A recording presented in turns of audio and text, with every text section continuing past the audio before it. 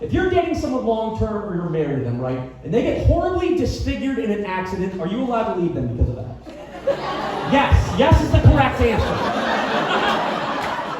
Because whenever people get divorced, what do they say? It's like, oh, they change, and it's like, why is that just for personalities?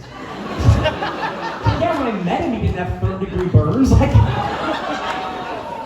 I'm just saying, all right, there's a woman who was on Oprah. She had her face ripped off by a chin. Her husband should be allowed to be like, hey, we're friends now. I know we have kids together, but I want to fuck someone with a face, and that's fair.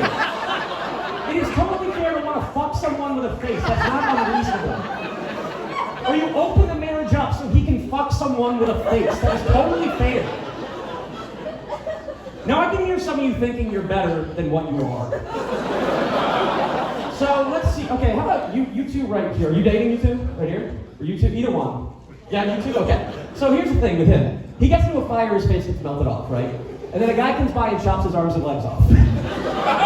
And then on top of which the burn marks form in a weird way where it just forms like the South Pole rise again on his face.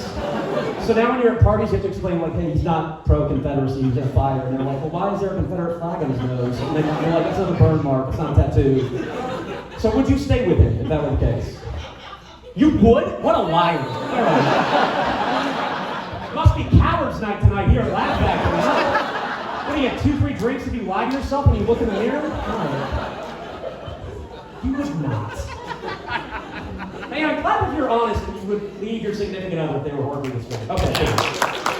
Alright, the rest of you, it's fine, just know you aren't being honest with yourself. Like, I wouldn't leave my partner, fine, but you want to.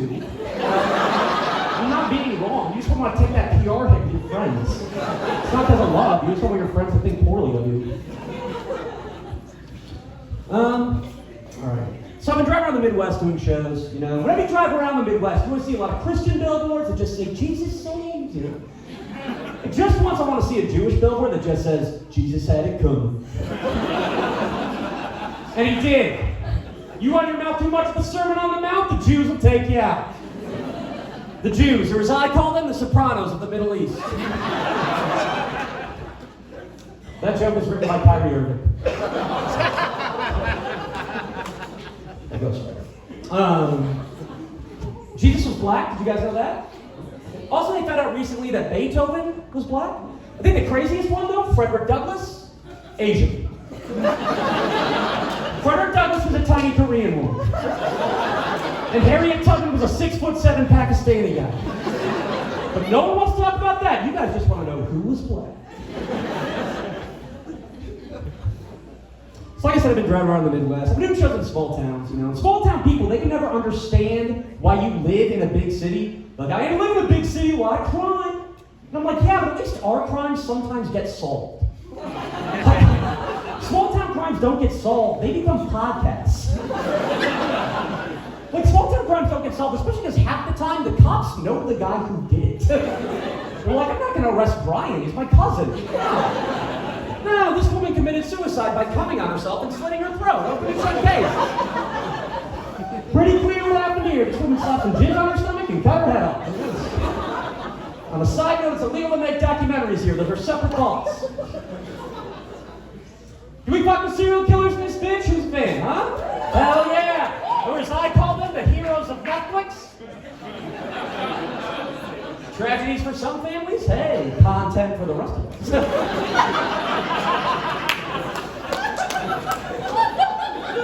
Thank you for your sacrifice, people who suffered unimaginable pain that we take naps to.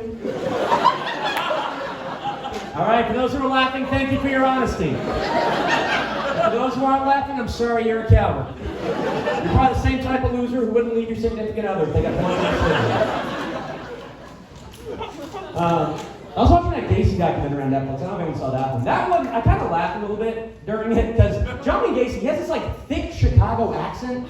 So it sounds like one of the super fans talking about murder. Where it's just like, yeah, I buried 33 kids in my basement. They're so distracting. Just like, John, how'd you do it? He's like, well, I picked my victim up underneath 9094. We start going towards this place. And it's rush hour, so traffic's a goddamn nightmare, huh? So much construction. What are these Democrats doing with their thumbs up their asses? And then they're like, John, why'd you do it? He's like, these kids are putting ketchup on their hot dogs. One of them said thin crust is better than deep dish. What am I not gonna ask fucking to death? Come on. Maybe a serial killer, but I'm not fucking gay.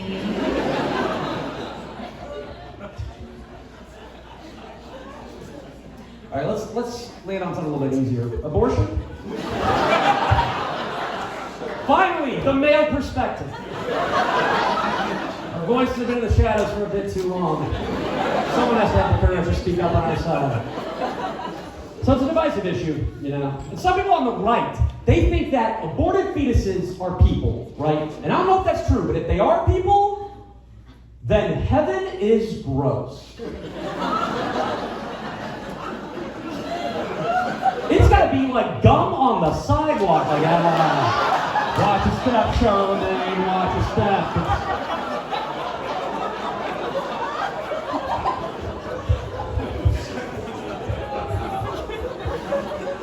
And you're gonna say, Joe, that can't be your closer.